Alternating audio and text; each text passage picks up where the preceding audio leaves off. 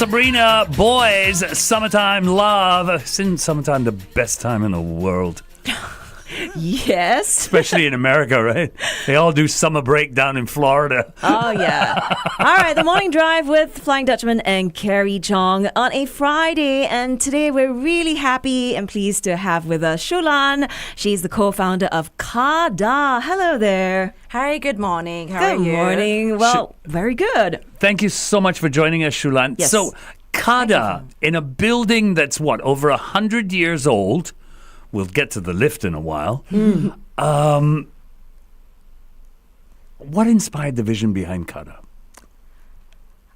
The vision of KADA emerged from this desire to honor the heritage of this building. Okay. While offering some modern lifestyle experiences. Okay. So, I think we know that it's been a hospital and then a modern, then a dispensary and a polyclinic. So throughout much of the last century, its mission was very steep in healthcare. Okay. So along that grain, we wanted to create a space that honors that mission in healing. Right? Okay. So by blending the, this healing message into a more modern lifestyle wellness oasis, that's pretty much what we envision the space to be, like a modern oasis in the city, away from the hustle bustle of life, where you can seamlessly, transition from being very productive at work and having a leisurely coffee. Right. In a very, inclusive community. Okay. Okay, the name KADA. Can you tell us a bit more? I think we're all really curious. KADA, where did that come from? Well, in a very direct way, it reminds you of the road it sits on, Kadayanalu Street, which is very hard to pronounce. Yes. So KADA, in a way, is a short form. But at a deeper level, KADA is actually an Indian bracelet, right? It's made of, like good solid material. Right. So if you look at the meaning of, bracelet is circular. There's this idea about strength, about unity, about eternity. Right. So, at a deeper level, we're looking at creating this community that's united together, that, support each other, and also this mission about, eternity is healing, right? It's like a circle of life. You're constantly, working, and then you're recharging, you're rejuvenating. Yeah. So I love that. I love to see buildings like this taken and given a new lease in life, because I've always thought Singapore destroys too many of its old buildings. Yeah. We don't keep enough. I mean, buildings like the old library and stuff like that, which were so important to so many people's lives, are all gone. Right. And so when something like KADA comes up, I think it's really, really important that buildings like this are kept. Is it difficult to take a building like that and transform it into what you've done? I would say it has its challenges, but it also, the fact that we have a mission to preserve it is also, sometimes it's also from a execution point of view, it simplifies certain things, right? So, we can't tear it down. We need to keep its architecture. We need to keep its windows. We want to keep that whole, sense of openness, right? With the atrium and the skylight and all that. So when you have those parameters to work with, then, we're like, okay, fine. So let's focus on how you actually accentuate these elements, right? So we look at the windows, we say, hey, let's give it a new coat of paint, to refresh its color. But actually, in execution, it's not easy as well. Honestly, when you pull in a contractor, it's like, oh my goodness, these windows are like crumbling. Yeah. Right? No, but we put in new hardware, hinges. We pretty much strip everything and just revitalize it. Awesome. All right, so we're going to continue chatting with Shuh Lan. She's the co-founder of KADA on Facebook Live, so please join us there right here on 1FM. The Morning Drive. So the conversation continues, and now we get down to that electric lift. Oh, that lift. How do you keep a lift that old running? Yeah, so was it running to begin with? Okay, so we were quite fortunate. We kind of look around the lift, and we found a sticker on it with the, what would you call it, with the mechanic or with the company. Manufacturer. Yeah, the manufacturer. Company that was servicing. Servicing it. So, we called them up, and we, and it turned out to be the same lift operator who was maintaining maintaining my own lift, right? So I'm like, Oh. hey, wow, fantastic. So, I immediately connected with Mr. Kok, and he was telling me stories of good old times when it was still working during the time when it was corporate headquarters for CK Tech. It was corporate headquarters for CK Tech. Yeah, back in like Once upon a time. 2010, thereabouts, 2014. Oh, not too long. Yeah, not too wow. long ago. Then it was Okay. vacant for many years. Okay. So I think the idea about that lift is, the motor was very, very old. Yeah. So we took it out. It's now sitting in Alani, the bakery on the 4th floor. It's kind of like, a preserved piece. A Oh, showpiece, wow. Like right? a showpiece, right? Yeah, because the original company who manufactured this whole lift Yeah. is no longer in existence. Yes. It's a British company. It was 100 years ago. So how do we preserve that? So, you want to give people a sense of its historic charm. So we kept the antique carriage, the scissors, double gate. Double gate, yeah. lift. Yeah, so it's kind of fun, right? You see every floor as you move along. Right. But at the same time, we put in a new motor, so it's a little less creepy. People don't feel that it's kind of moving at a ghostly pace. So it still moves really stately, but Right. at least it's functional. That's nice. It's all good. Oh, I can't wait to get into that lift. Yeah, me too. Yeah. Okay, so can we talk about the different lifestyle destinations that are in KADA itself? What do we have? I know there's a really cute coffee place with a takeout window, right? Yes. So that's Pacto by Dutchman. Yes. Okay, so we actually have more than one coffee place, and so the last count, 4 of them. Oh, okay. Yeah, so it's in a way it is deliberate. It's also, at some point you're like you want a place to stand for something. So say, hey, you know what? Since everyone who came in wanted to do something related to coffee, let's just make it into a coffee hotspot. Right. Right, because we sort of put it out there. We asked people, hey, what do you want to do? And we had all these passionate entrepreneurs and baristas who say, this is a perfect place. You say it's an oasis in a city, it's a perfect place for a sip. Yeah. So we have Pacto, we have Kit and Caboodle, who is founded by actually this guy from Burnt Ends and some other folks, right? They join hands, and they're also working together with the gym. So Kit and Caboodle has a bit more of a healthy drinks sort of mission. So it's protein shakes and it's smoothies. Right. And you have a gym in there. Oh yes, we have a gym on the second floor, a full gym. So that's cardio, that's agility, that's strength. The full, wow. There's also a Pilates place, yes, right? that's right. So it's very, what do you call it, like very yin yang, because the Pilates place is very feminine. Yes. It's Right. run by this lady entrepreneur and beautiful stately lady, Chinese. Yeah. Then the gym is, run by a bunch of personal trainers and Oh, all buff strong guys? and buff guys. Yeah. I love that whole juxtaposition. It's Right, really right. cool. How did you get the rooftop done? Because you can do dining on the roof, apparently. Yes. So based on the guidelines that we're given, I mean, this is a government building, right? So that's certain guidelines we need to follow. F&B can only be on the 1st and the 4th floor. So the 4th floor, we're like, hey, beautiful, open dining, right? So let's definitely make use of the alfresco spaces. At the same time, that there is sufficient space for indoor dining and kitchen. So I was very fortunate. I was in the building, sort of interviewing contractors to come in and fit out the space. And Right. along came this guy. Long story short, he turned out to be the chef of this place called Proud Potato Peeler. Right. Which has Yes, a very, I've heard about this. Yeah, they call themselves a hidden dining concept. Okay. And they have a very strong following. Private dining, everything by reservations.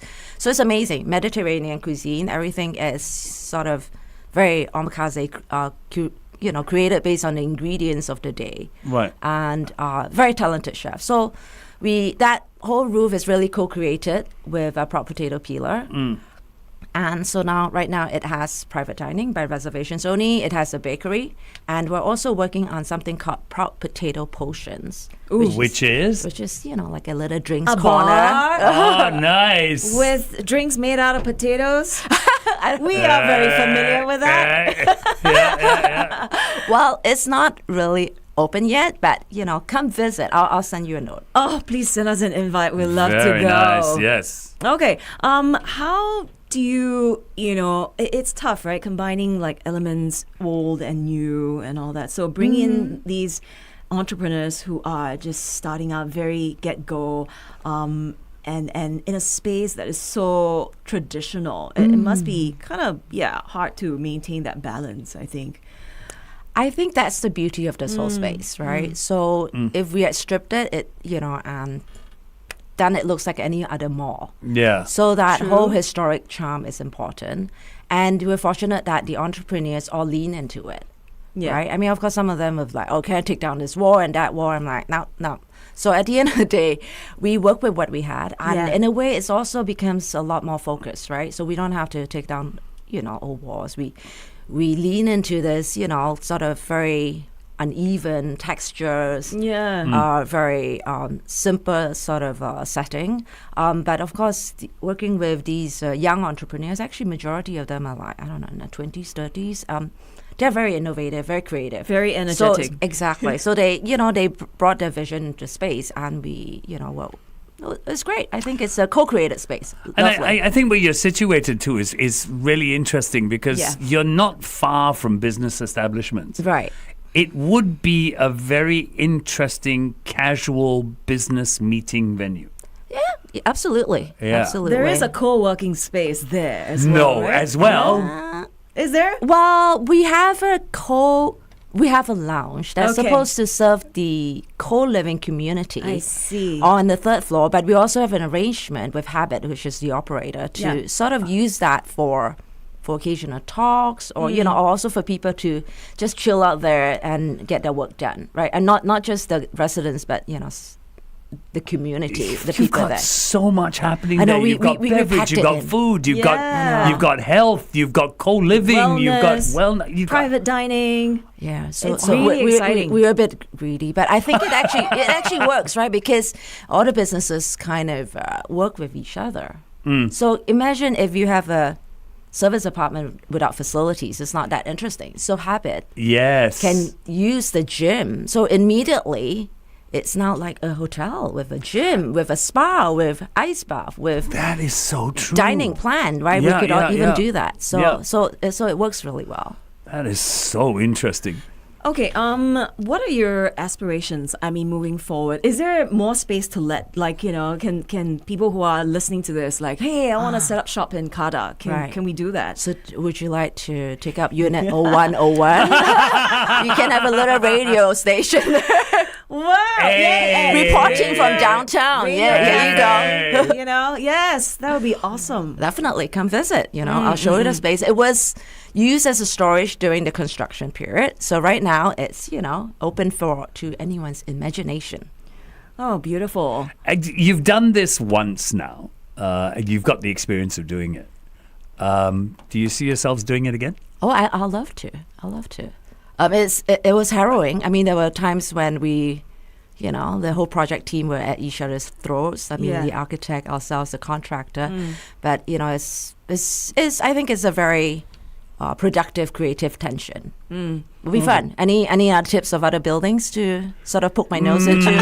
Don't know. We'll look into that. We're coming back on air. That sounds keen right here on 1FM 91.3. Everybody's changing. And speaking of change, we've got with us the co-founder of KADA, Shuh Lan, here with us on Friday. So we've been talking so much about, what's happening at KADA. So a lot of coffee places to hang out, go check out, right? And wellness, fitness as well. Restaurants. I'm keen to find out a little bit more. What can we do for makan there? So being downtown, we have locals, international visitors, tourists. So that idea of having a eclectic international blend of cuisines, that's important.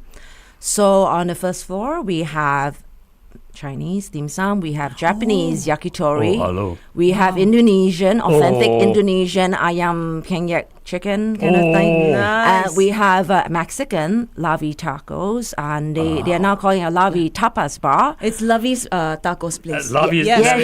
They have a very popular first outlet. Correct. At Pearl Hill. So this is a Yeah. sister outlet. And, so instead of tacos, it's now become more like a tapas bar. Yes, I heard about their satay tacos or something. It's kind of like infusing local flavors a little bit, right? Right. So Something it's- different. So yes, and then we also have this little corner place that is a bit like a wine and cheese corner. Oh my gosh. Yeah, they started with a very good, almost Michelin star, like applauded cheesecake. So they took that cheesecake and decided that, hey, you know what, we should go big into wine. So the 4 owners have been like tasting wine nonstop, and so every wine is handpicked by the owners, and they offer you like a taster flight, so you can within a certain budget you can have wines around the region, and like pair it with some bruschetta or a slice of cheesecake. That's its favorite. So these outlets are open 7 days a week. Most of them? Yes, I think there might be one of them is closed on a Monday, Okay. Right. But they do stagger their opening hours. So the morning first bunch would be people like Kid and Kabuta who works with the gym. Yeah. And then the coffee shops like Echo, Parchment, Origin Tea. Yeah. That's, the tea version of coffee. Yes. They come in, and as well as QK. QK Coffee is like a Japanese omakase cafe concept. Yes. So they start operating. And then at some point, the dinner crowd takes over. Right. Yeah. Right. So it's bustling throughout the day. Because right? you see, I've got Friday today and tomorrow planned. Yep. I know where I'm going to be on Sunday. All right. Oh, Just make sure you fantastic. turn up for work, okay, on Monday. Yeah. I might be Don't a little go for that heavier. wine and cheese platter and not turn up. I might turn up a little heavier, but I'll turn up. We'll open the proud potato potions just for you. Oh, we're done. We're done. All right, so thank you very much for having us and being here with us, telling us all about KADA. Once again, if you'd love to check it out, it is at KADA Yanalor Street. Yes. Right? This is right behind Maxwell Market. It's kind of next to it. Next to it. Yeah. Yeah. So very convenient. It's downtown. Head on down. Lunchtime today. Actually, go on by and grab a coffee. Definitely. Well, look forward to seeing all of you down there. Awesome. You want to go after shift? Yes, actually, let's do that. Okay, let's go Shall after shift. we? Fantastic. Let's do that. Yeah. Awesome. Thank you very much. Once Great. again, Shuh Lan, who is the co-founder of KADA.